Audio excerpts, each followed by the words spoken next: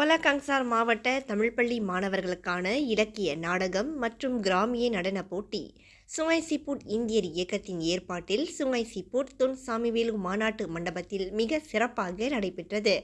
கொலகங்சார் மாவட்டத்தை சேர்ந்த சுமார் 13 தமிழ்ப்பள்ளி மாணவர்கள் இப்போட்டிகளில் கலந்து கொண்டனர். இப்போட்டியை பேரா மாநில முன்னாள் மஇகா தலைவர் காலம் சென்ற தான்ஸ்ரீ ராஜுவின் புதல்வரும் தொழிலதிபருமான ரா சுந்தரம் அவர்தம் துணைவியாரும் அதிகாரப்பூர்வமாக தொடக்கி வைத்தனர். கிராமிய நடன போட்டியில் பேரா ரிவர்வேலி தோட்ட தமிழ்ப்பள்ளி முதல்நிலையில் வென்று ரொக்க பணம் 1000 ரிங்கிட்டையும் வெற்றி கிண்ணத்தையும் தன்வசப்படுத்தியது. அவர்களைத் தொடர்ந்து கட்டி தோட்ட தமிழ்ப்பள்ளி 2ஆம் நிலை வெற்றியாளராக அறிவிக்கப்பட்டது. டோவன்வி தோட்ட தமிழ்ப்பள்ளி, எல்பிஎல் தோட்ட தமிழ்ப்பள்ளி ஆகிய இரு பள்ளிகளும் முறையே 3ஆம் மற்றும் 4ஆம் நிலையில் வெற்றி பெற்றன.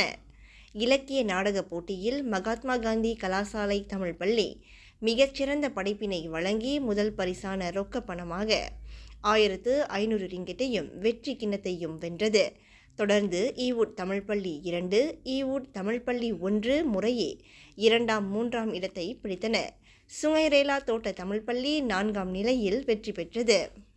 மஇகா தலைவர் தான்ஸ்ரீ சா விக்னேஸ்வரனின் பேராதரவோடு நடைபெற்ற இப்போட்டியில் மஇகா தேசிய உதவி தலைவரும் பேரா மாநில மஇகாவின் தொடர்பு குழு தலைவருமாகிய தான்ஸ்ரீ மு ராமசாமி அவர்கள் சிறப்பு வருகையளித்து சுங்கைசிப்பூட் இந்தியர் இயக்கத்தின் ஏற்பாட்டினை பாராட்டி 5000 ரிங்கிட் காசோலை வழங்கினர். இந்நிகழ்ச்சி சிறப்புடன் நடைபெற உதவிகரம் நல்கிய அனைவருக்கும் சுங்கைசிப்பூட் இந்தியர் இயக்கத்தின் தலைவர் வி சின்னராஜு தனது நன்றியினை தெரிவித்துக் கொண்டார்.